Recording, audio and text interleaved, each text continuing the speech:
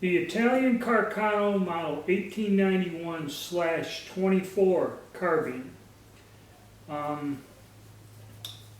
the carbine of controversy is how I'm going to title the video, and the reason why is we're going to get into how this gun came about, and there's a lot of information out there about it that they're inaccurate and kind of was a stupid move to make this gun on the part of the Italians. So let's get into the history of it. At the end of World War I, and we have the 91-24 here, and we have a 91 rifle here. At the end of World War I, the military realized that modern warfare has changed, and these 1890s long-barreled rifles, like the Model 91, they have concluded were cumbersome and not very useful. They're obsolete in modern warfare. And you see over time the average soldier's rifle got shorter and more compact as time went on. It's just a basic evolution of warfare and military weapons. Also, World War I kind of devastated the economy of the whole world. So you have political reasons, you have a new type of warfare, and you have a limited budget. So the Italians decided that a more handier type of carbine weapon was probably the way to go. So plans started in 1919, but because of delays, I guess, red tape and that, they really didn't start producing carbines until 1924. They got around to it. And what the decision was made is to recycle our used military equipment and make it into something. Now, how it all started is 1891 rifles were manufactured by all the, there's several different arsenals that made it. And everybody stopped in 1918. There were some makers that stopped at 1900, I guess, when numbers were up. But out of all the rifle manufacturers, all production stopped in 1918. Now, Beretta did make 1891 rifles, not 1941 rifles, 1891 rifles. Beretta started production and went from 1937 to 1942. Turini also resumed production in 1932 until 1941. Then after that point, I believe any of the long rifles were all going to be the model 1941 rifles. So these older guns were produced for a short period of time during World War II, or prior to World War II, and into it a few years. So back to the situation after World War I. Production stopped. I guess all guns, everybody. The war's over, we got all kinds of guns we're not going to make anymore. So now they're thinking of modernizing the Army. How do we do it? They wanted a shorter, handier rifle for general purpose, which the Troop Special kind of fits that bill. So they decided they're going to convert their long rifles into a carbine. Now, where the controversy comes up here with this whole plan is there's gain twist rifling. Now, the barrel length on an 1891 rifle is 30.71 inches or 780 millimeters long. They trimmed the barrel on this particular carbine down to 452 millimeters or 17.8 inches, which if the rifle had continuous twist, no problem. But, as we all know, the Italians have gain twist rifling. And how that works in the longer 780 millimeter barrel or the 30.71 inch barrel is the twist starts at the chamber of 1 turn in 23. and progressively gains to where it gets down to the muzzle, it's 1 turn in 8. Okay, it's like progressive rifling.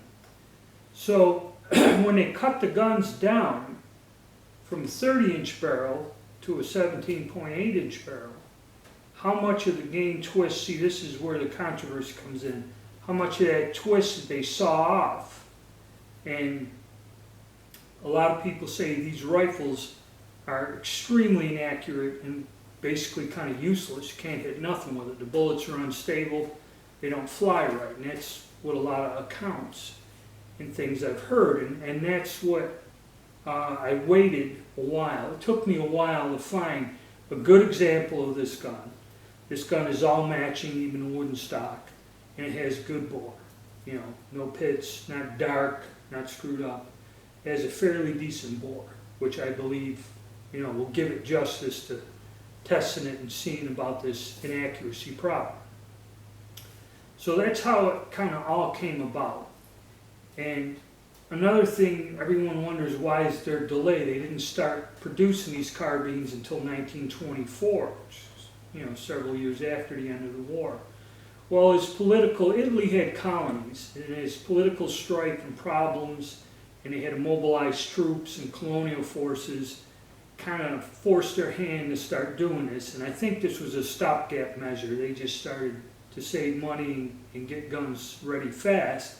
It's easier to convert an already built weapon other than build new weapons, which eventually they did start making troop special rifles again in 1928. That's why we had the 1891/1928. Those were all newly manufactured guns, other than modified older weapons. So we're going to take a look at the two of them side by side.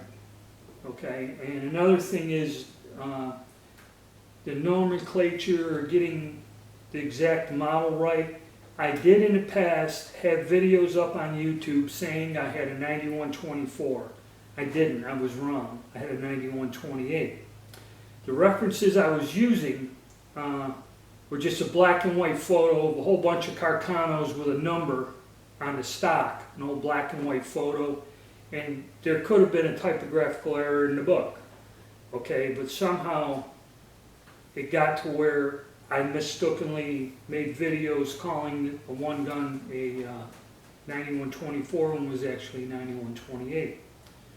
After investing in some books, doing more research, and getting my knowledge base up, I do have, this is a 9124.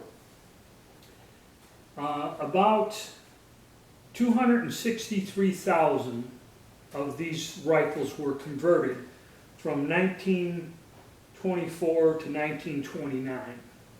Okay, and all the conversions were done at the Turini Arsenal. Okay, and that's where it was all done.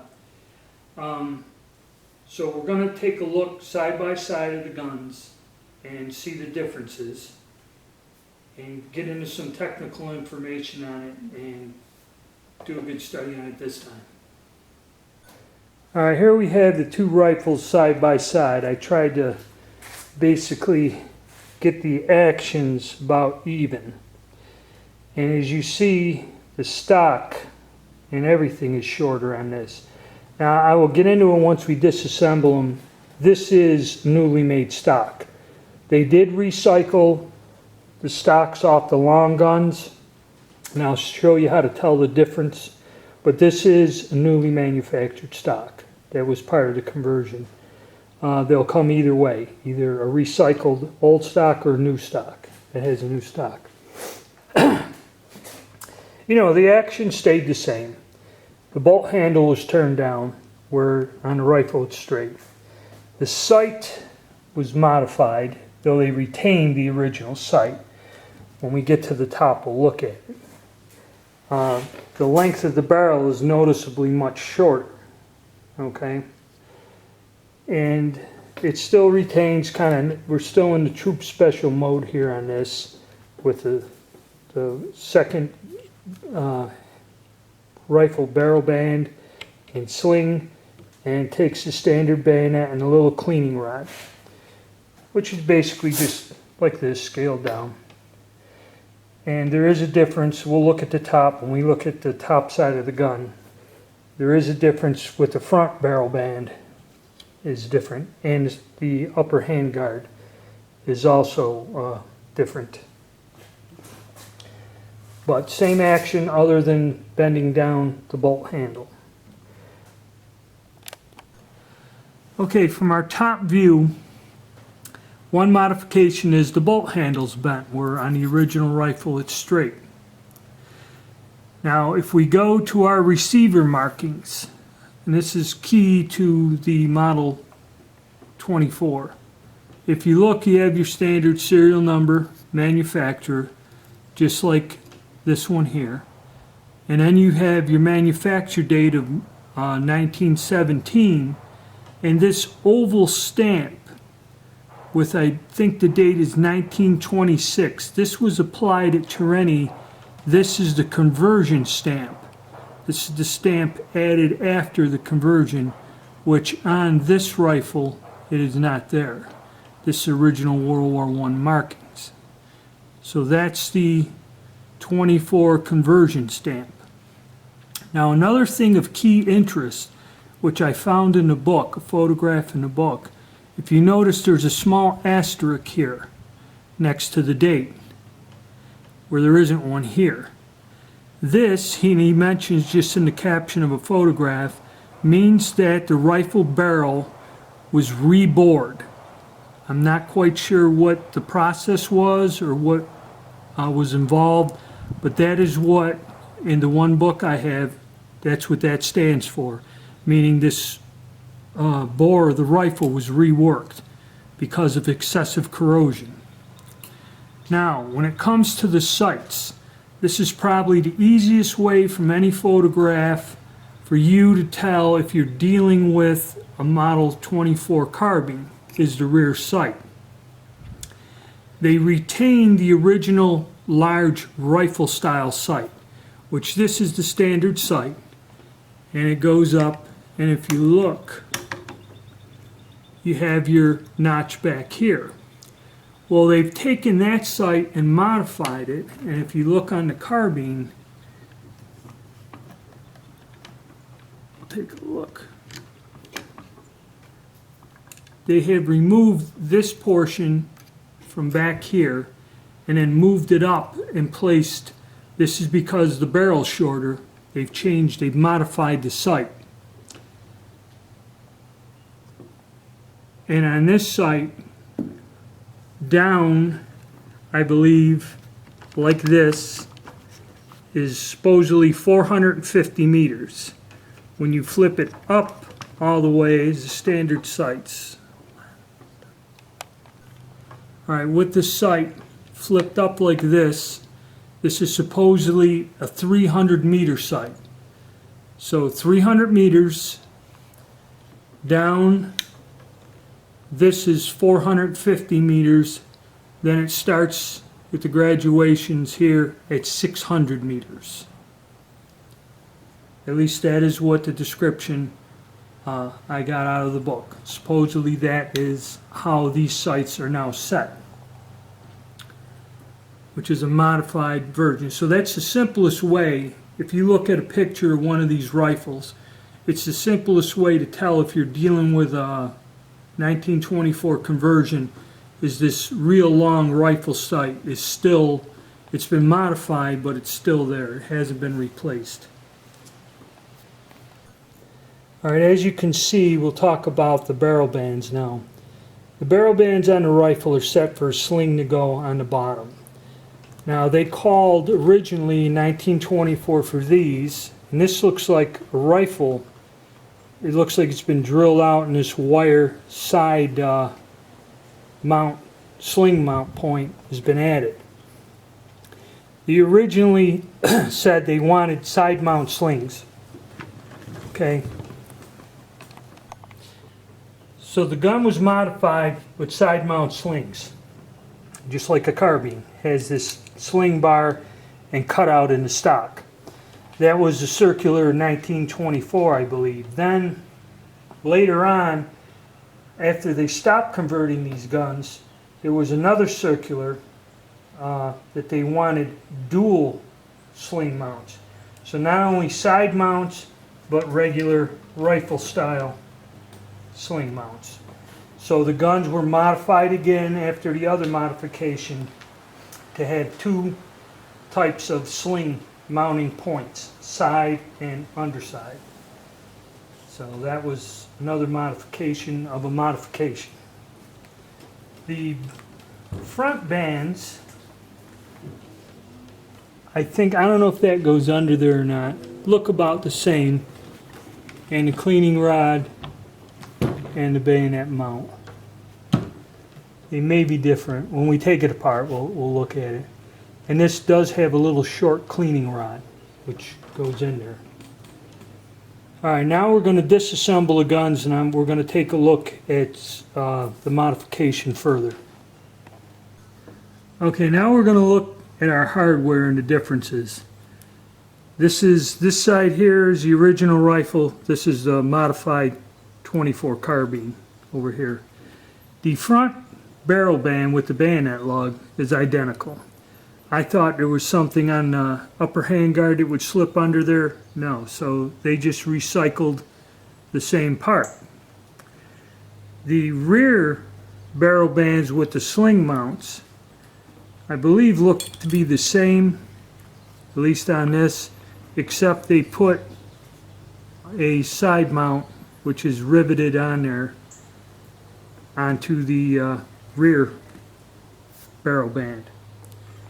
Now the upper hand guards are similar but not the same. As you see, the distance between the back and where the sight notch is, they're almost the same length, but where the barrel band goes and that is also in a different place, so that had to have a totally newly manufactured part.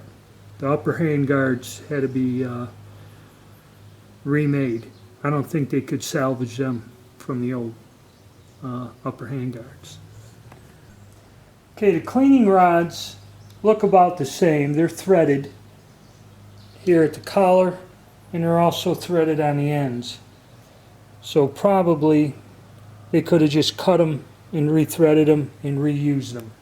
So that was another part that probably was reused. Alright, now we're going to get into the main part of the conversion, the shortening of the barrel. The original barrel, I'm going to try to line these up as close as I can, was probably removed, cut off about there, but as you can see, they had to turn it on a lathe. Here's a shoulder right here where they lathe turned this down to about that point there. That way they can still use the original sight, and they just turn down the barrel. Then to slide that front sight ring on, they would turn another step in the barrel there. And basically that's your barrel modification. Now what this did is, if you notice, it's visible, this is a bigger diameter. So when they turned down this barrel, what they did is created a smaller diameter barrel, which if you put it in the original stock, and that's why I mentioned I have a newly made stock, if they put it in an original stock that was recycled and cut down, they would have to have modified it because of the different diameter of the barrel. And we'll go to that point when we look at the stocks. Now the thing about the stock, and the reason why I said that this is a newly made stock, is it doesn't have the barrel modification, but it's noticeably shorter and of a slightly different shape. So if they recycled the stock, I don't know if they would have modified the butt stock itself or reshaped it, or it may have the original contour of the original rifle. But now I'll show you what I mean about the barrel channels. Here we have the stocks side by side. And as you can see, this one is thinner and narrower. And what would happen if they recycled the stock and say sawed it off here to reuse it? If you notice, this barrel channel here is visibly way smaller than this one here, because the barrel was a larger diameter before it was turned down. So if you have a recycled stock from the original rifle, there will be a sheet metal spacer in this area in here to build up, so when you put the front barrel band on, it securely holds the barrel without play in the original stock that has been converted. That's how I know this is a newly made stock. It's kind of obvious. You can see the diameter of this channel is way bigger than this one here. And sorry for the pause, but the new stock seems to be of a narrower contour. So, which leads me to believe that if you had a converted stock from the rifle, the contour and shape might be different than this one that was specifically made for the conversion afterwards, the newly made stock. I don't know until I get an example. You know, if I ever do get an example where we can compare them side by side, that's something you'll just have to guess at. Okay. Okay, so the Italians took their 1891 long rifle and in an attempt to modernize post-World War I, converted them into these more handier, lightweight little guns, which also, they do accept the blade bayonet. There. So that's it with the bayonet fixed. Where the controversy lies is with the twist rifling, or the gain twist, the gain twist rifling, cutting off, you know, almost a third of the barrel. A lot of people say these guns are now rendered inaccurate and basically not usable. So the big question is, we're going to go out and shoot it. Like I said, the bore's fairly good on this, so we're going to give it a try and see in another video of shooting this if that's true.